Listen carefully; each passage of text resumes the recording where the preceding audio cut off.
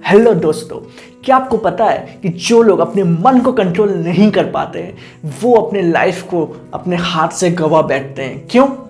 क्योंकि जब वो अपने मन को कंट्रोल नहीं कर पाएंगे तो वो बहुत जल्दी गुस्सा हो जाएंगे, वो बहुत जल्दी तुरंत स्पॉन्टेनियस रिएक्ट कर देंगे किसी की भी बातों पर बिना सोचे समझे कि ये उनके लाइफ के लिए भी और आपके खुद के लाइफ के लिए भी कितना हानिकारक हो सकता है। ऐसा होता है ना आपके साथ? मेरे साथ तो बहुत बार हुआ है। आई होप आपके साथ भी ऐसा हुआ होगा, करेक्ट? तो ये आपके लाइफ को पूरा खत्म कर सकता है अगर इस पर कंट्रोल पाया जाए। पर ये आप कंट्रोल पाएंगे कैसे? यही तो सबसे बड़ा प्रश्न है जहाँ पे सब कोई फंस जाते हैं।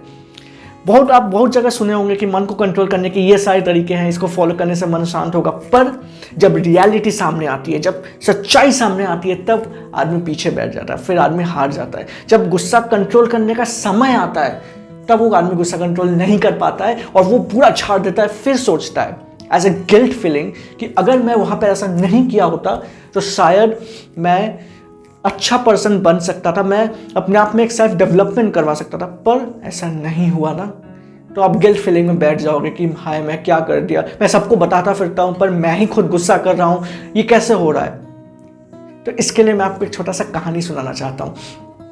तो कहानी कुछ इस तरह से जाती है कि एक किसान हुआ करता था। उस किसान का बहुत बड़ा चारा था, एक बहुत बड़ा घर था, उसके अंदर पूरा चारा पूरा चारों तरफ था जो गाय को खिलाती थी। ठीक है, फिर उनका एक बहुत ही फेवरेट घड़ी था जो किसान पहनता था।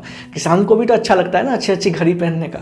तो किसान के पास भी घड़ी था, तो घड़ी पहना हुआ था। घड़ी पता नहीं कैसे वो कहीं कुछ चारे में खो गई, उसको मिल ही नहीं रही थी। बहुत खोजा वो किसान पर, उसको वो घड़ी मिली ही नहीं। फिर सामने देखा कि बहुत सारे बच्चे खेल रहे थे, अपने आपस में बहुत सारे बच्चे सामने खेल रहे थे। तो वो सोचा कि क्यों ना मैं ये सब काम ना करके, मैं खुद ना खोज करके, क्यों ना मैं बच्चों को बोल दूँ खोजने के लिए और रिटर्न में मैं उनको कुछ गिफ्ट दे दूँ, कुछ चॉकलेट्स दे दूँ, जिससे बच्चे भी खुश हो जाएंगे और मुझे ज़्यादा मेहनत किए बिना भी मुझे घड़ी मिल जाएगी। तो उसने सोचा ठीक है भाई, अच्छा डील है। तो फिर गया बच्चों के पास, उन्हें बोला कि आओ बच्चों आओ, बहुत खेल लिए, अब टाइम है आपको गिफ्ट पाने का। क्या आप गिफ्ट पाना चाहते हो? क्या चाहते हो कि आपको कोई चॉकलेट मिले, बहुत सारा ढेर सारा कैडबरीज का चॉकलेट? तो बच्चा बोला हाँ अंकल, क्या करना होगा, मुझे चाहिए। सब बोल रहे हैं मुझे चाहिए, मुझे चॉकलेट चाहिए, मुझे चॉकलेट चाहिए। सब एक दूसरे से लड़े जा रहे हैं, मुझे चॉकलेट चाहिए। तो बोला किसान शांत हो जाओ, शांत हो जाओ, सबको मिलेगा, पर ये चॉकलेट उसको मिलेगा जो मेरी खोई हुई घड़ी खोज सके। मेरी घड़ी यहीं पर ही कहीं है पर मुझे मिल नहीं रही है, बहुत खोजा पर मुझे मिल नहीं रही। तो क्या आप मुझे इसमें मदद कर पाओगे?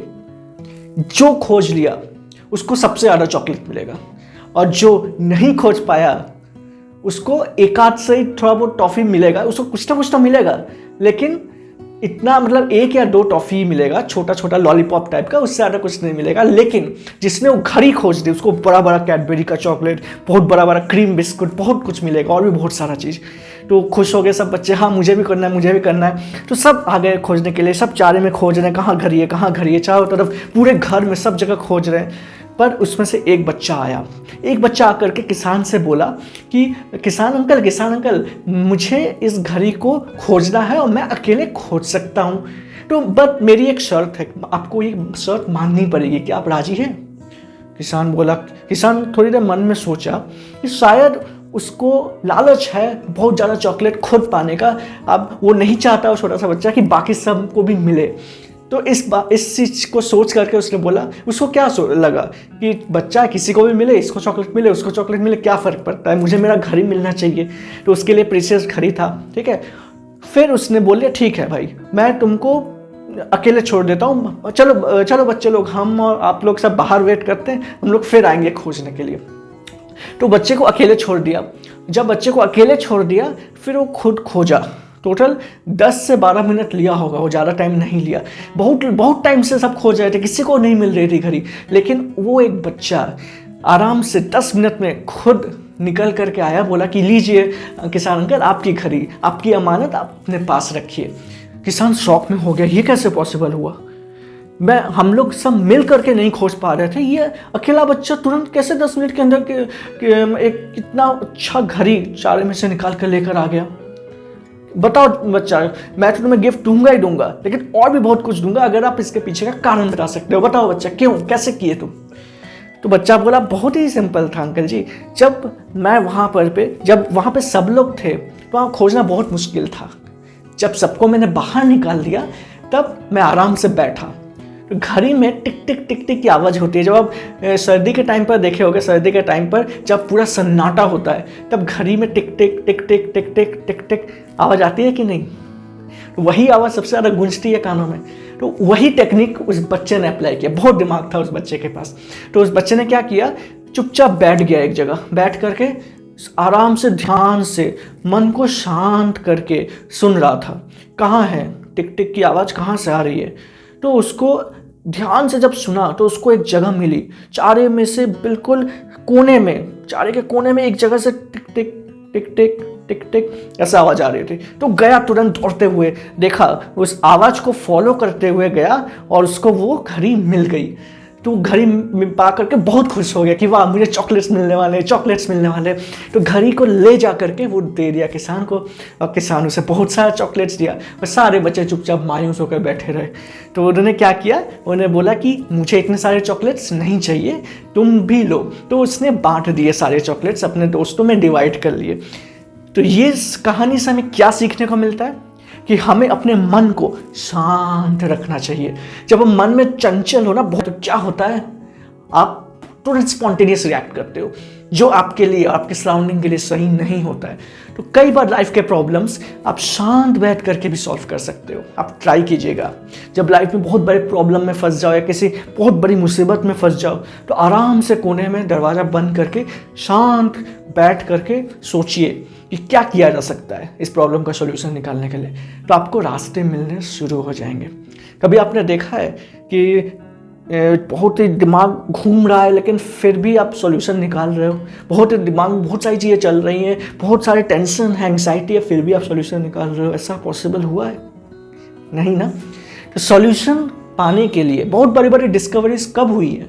जब साइंटिस्ट रिसर्च कर रहे थे तब, जब वो आराम से बैठ करके चाय पी रहे थे और सोच रहे थे तब। जब आप पास्ट में जाकर साइंटिस्ट की डिस्कवरीज को देखेंगे तो आप चौंक जाएंगे ये देख करके जो साइंटिस्ट आराम से बैठ करके सोच रहे थे कि क्या कैसे हो सकता है, उस वक्त सबसे ज़्यादा डिस्कवरीज हुई थी। क्योंकि उस वक्त मन शांत होता है और शांत मन में अब बहुत सारे नए क्रिएटिविटी, बहुत सारी नई डिस्कवरीज और जो बड़ी से बड़ी प्रॉब्लम्स आप उनका सॉल्यूशन आप निकाल सकते हो वहाँ से। तो अपने मन को शांत रखना है, अपने गुस्से को कंट्रोल करना है और स्पॉन्टेनियसली रिएक्ट नहीं करना है, हमें रेस्पॉन्ड करना है। वो सबसे ज़्यादा जरूरी है। अक्सर मैक्सिमम लोग हम किसी भी सिचुएशन में देखते हैं हम तुरंत रिएक्ट कर देते हैं बिना सोचे समझे कि वो क्या सोच करके इस बात को कहा है। हम लोग ऐसे ही करते हैं ना, करेक्ट? पर ये गलत है। ऐसा मेरा मानना नहीं है, बड़े बड़े लोगों का भी ये मानना है। जो बड़े बड़े सदगुरु हैं वो भी ये मानते हैं। गौर गोपाल दास, जिनको मैं अंदर से फॉलो करता हूँ, दिल से फॉलो करता हूँ, वो भी ये बोलते हैं कि हमें तुरंत रिएक्ट नहीं करना चाहिए, हमें पहले समझना चाहिए, सामने के पॉइंट ऑफ व्यू को पहले अंडरस्टैंड करना चाहिए और उसके हिसाब से हमें रेस्पॉन्ड करना चाहिए। तो हमें सामने वाले को भी बेनिफिट मिलेंगे, वो भी कुछ सीखेगा, हम भी कुछ सीखेंगे और हम सीख करके as a team, as a learner हम आगे बढ़ पाएंगे। सो आई होप ये वीडियो आपको पसंद आया होगा। तो please like, comment, share and subscribe, जिससे मुझे बहुत कुछ मिलेगा अंदर से इंस्पिरेशन, जिससे मैं आपके लिए और वीडियोस लाता रहूँगा। वैसे तो मैं वीडियोस लाता ही रहूँगा, इस पर मैं डिपेंडेंट नहीं हूँ, लेकिन फिर भी आप में प्यार देंगे तो मुझे अच्छा फील होगा। तो मिलते हैं आपसे मोटिवेशनल स्टोरी के साथ। तब तक लाइफ में शांत रहिए, काम माइंड से आप काम कीजिए, देखिए आपकी लाइफ कैसे चेंज हो जाएगी। तब तक के लिए मिलते हैं आपसे एक अगले वीडियो में।